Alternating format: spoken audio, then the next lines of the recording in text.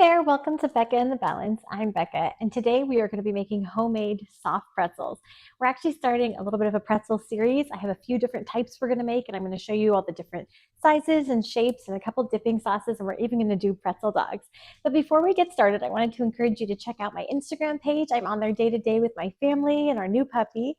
I'm also over on Pinterest and Facebook, and you can shop everything you see in this video today by clicking the link and hitting the shop button. Also, there's a free printable recipe for you in that link as well. But before we get started, I wanted to note that I am making this batch ×3 because I'm making so many things with it for you guys.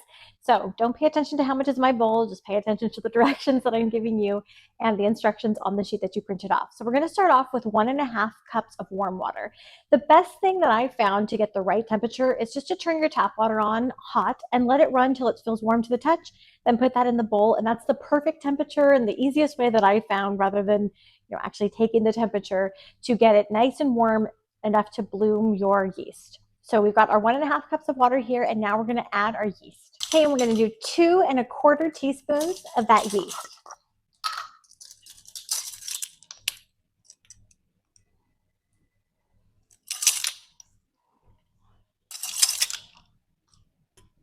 And we're going to stir in 1 tablespoon of brown sugar.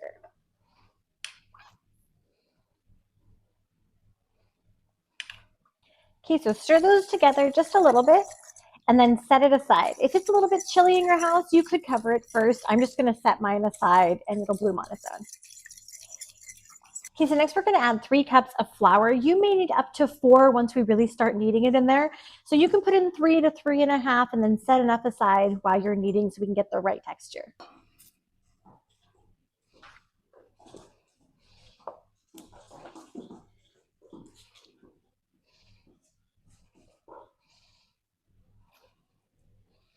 I don't know if you guys can hear this, but we have a new puppy and he is playing with the cats and they are fighting back. Next is 1 teaspoon of salt. And then just lightly whisk this together till it's all combined.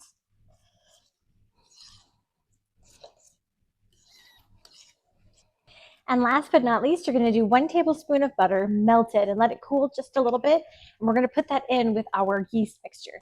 Okay, so when we talk about yeast blooming, this is what we're talking about, how it's a little bit frothy on the top. That's how you know your yeast hasn't gone bad. And in fairness, I've never experienced yeast going bad, probably because I bake so much and it just gets used up really fast. Oh my gosh, these animals. But so this is perfect. You're going to add in that tablespoon of melted butter and just give it a little bit of a stir. He's beating her up.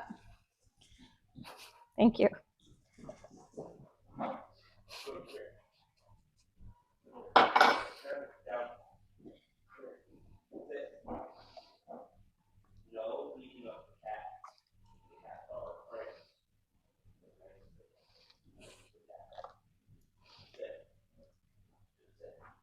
Okay, so there's that, and now we're going to mix our wet into our dry. Make yourself a little well in the dry ingredients. Mine's going to be pretty full. So we're going to mix that in there. And make sure you scrape the bottom. You want any sugar that's settled down there. So you can put this in your stand mixer if you like. I like to do everything by hand.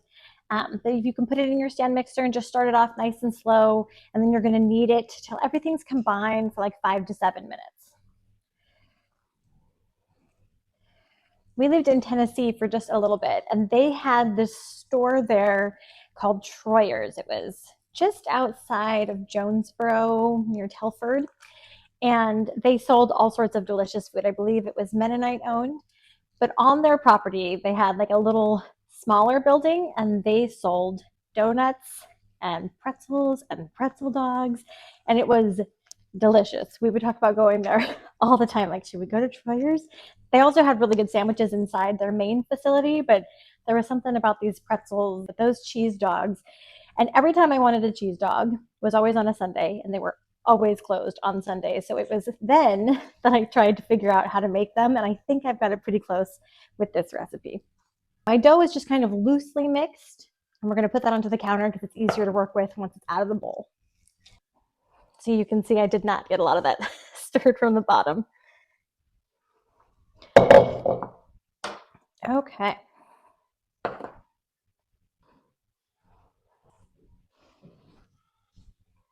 So my mom was a really healthy cook. We didn't keep a lot of sweets in the house, definitely nothing processed. Everything was pretty much homemade. So if you could make it, you could eat it. And I do remember she would make soft pretzels. I think it was from the Better Homes and Gardens cookbook. And they were good. They were definitely a little different than this. These are softer, more like the ones you'll find in the mall. Hers were a little bit firmer, but it was such a treat, that delicious flavor. And I always tried to make my own honey mustard. And I wasn't good at it, but now as a grown up, I figured it out and I have a very good honey mustard recipe I'll share with you to dip these in. I'm also baking, there was a mall, I want to say it's like Pretzel Palace or something. They always have silly names, but they serve this caramel almond dip. And so I have a pourable caramel recipe that's back in my recipes. If you go find that one, it's there, it's free as well. And I also made some of that. See, it's cooling back there. Right there. It's cooling. And that way we can dip in that as well, because I like to dip and I like options. Okay, so just working it in as you need. It'll end up being sticky, but it shouldn't be so sticky you can't get it off your hands.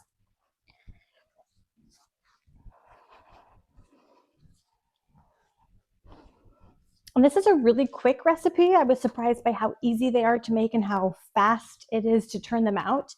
So on those Sundays when I was driving home and really wanted that cheese dog, came about and I was able to satisfy that very quickly. This one doesn't have the rise time of like usual breads. It's just gonna rest for like 10 minutes and then we immediately start putting it into shape. And then we boil them in a baking soda water just for a couple seconds. And then they go in the oven and you're done. Okay, so scraping anything that's just sitting down there so the whole recipe is mixed in as it should be.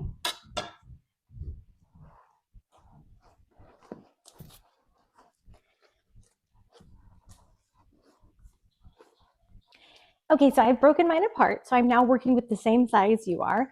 I'm gonna clean my countertop, and then what I'm gonna do, and this I learned from watching the girls at Troyer's, I'm gonna spray my counter in non-stick cooking spray, and then I'm gonna put a damp cloth over the top of this, and I'm gonna let it sit for like 10 minutes. Okay, so cooking spray on the counter. And this is what helps it make it really easy when you're rolling out your dough too. So go ahead and put it there. Put a nice cloth over it and just let it rest for 10 minutes. So I have these cloths. I believe they're called flour sack cloths. I'll have to look it up. But they're really, really lightweight and they're perfect for like, I use them for almost anything, like straining when I make cheese. You can put them in there and it still allows the moisture to come out. They're really, really nice, and I will link these for you guys. While that's resting, we are going to boil 9 cups of water and a half of a cup of baking soda. Okay, so I've got your 9 cups of water and a half of a cup of baking soda, and we're going to stir this in. I do over a high heat. I want to get that up to a boil. But we're going to just stir that in until it's all dissolved. It'll be see-through here in just a second. There you go, nice and clear. My water is heating up to boil, and this has been resting for 10 minutes now. So this is going to make you 12 pretzels. Make sure you have a parchment-lined baking sheet, and then you're going to separate your dough into 12 balls. And those are going to be your 12 pretzels. And you're going to roll your hot dog and your piece of cheese into each one of those. Okay, so roll those into about a 20-inch long rope, taking your time to roll them out. You okay, Maddie? Yeah, go get some food. All right, so take one of your hot dogs, place it in the cheese just like this. And then all you're going to do is you're going to start down here where your cheese is. And if it looks ugly and terrible, that is okay. It's going to be very good. But as you roll, you're going to want to touch the other piece in front of it. So even as my cheese is starting to fall a little bit there, just gently pull it and press really, really slightly. Still want to keep those nice lines. And then just kind of keep on pulling it and pressing it closely until you have covered it. And if you do like I did and left a little bit of the cheese out, it's not going to hurt anything. So there that is, see? And that's it. We're going to put that on a pan, do that with all the rest. And we are going to boil these. A little closer this time. Get it all nice and rolled out.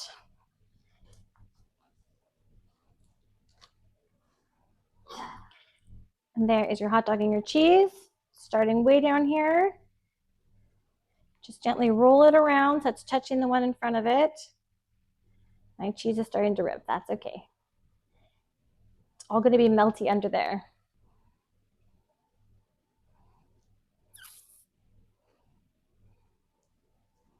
Okay, there you go. We're going to put them in our baking soda boiling water for about 20 seconds. So you're going to just put them in there, maybe 2 or 3 at a time. You don't want to crowd them. And just do about 20 seconds, flipping them once in between. Have a paper towel sitting aside so you can take this out of the water and let them drain. And then you're going to put them back on a baking sheet. This, of course, is too many to bake. On 2 baking sheets, you can probably fit about 6 of them apiece.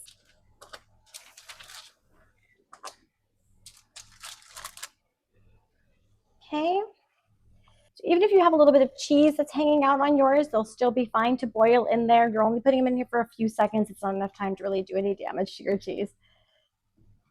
Okay, then just take them out and let them drain on your towel. And then do your next batch. It's a really nice, fast process. Just keep your eye on them so they don't sit for too long or they start to take on a metallic taste because of the baking soda. Okay, so these are fresh out of that baking soda water. We're going to put these in the oven at 400 degrees for about 15 minutes. I'm putting in 2, so you're going to want to put them on like a middle rack and maybe just below the middle. And halfway through, go ahead and move those racks. So you don't need to turn them over, anything like that. If you want a salty pretzel, you can go ahead and sprinkle these with some coarse salt ahead of time.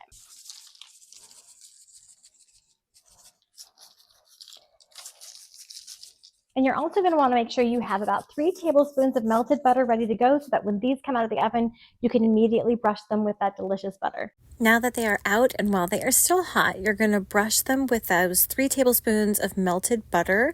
I went with unsalted butter here just because we've already got those big rock salt chunks on there. But if you wanted to add salted butter or you wanted to add a little bit more salt, you definitely can. My son loves a little extra salt on these. But it's totally your preference. Everybody is a little bit different. You do you. And I tend to apply the butter a little bit liberally, so sometimes I need to add a little bit more, and that's okay too. I serve these up, they look so good. I serve these up with homemade honey mustard. That recipe will be linked here tomorrow when I share these. I put them on my board with a little ketchup and a little plain mustard as well. And that homemade honey mustard, though, is really where it's at. Listen, I make a lot of food. I like to eat. I enjoy all the different flavors. But I can put things down and not come back to them. There is something so deliciously satisfying about these cheese dogs. It's the gooiness of the cheese and the flavor. And when you choose a really good hot dog like this brand that I chose, they are so juicy and so good. And then the pretzel flavor with the salt and the butter, I don't even know. You have to try them. They are incredibly good. As I said, check back for that honey mustard recipe tomorrow and like and subscribe for more.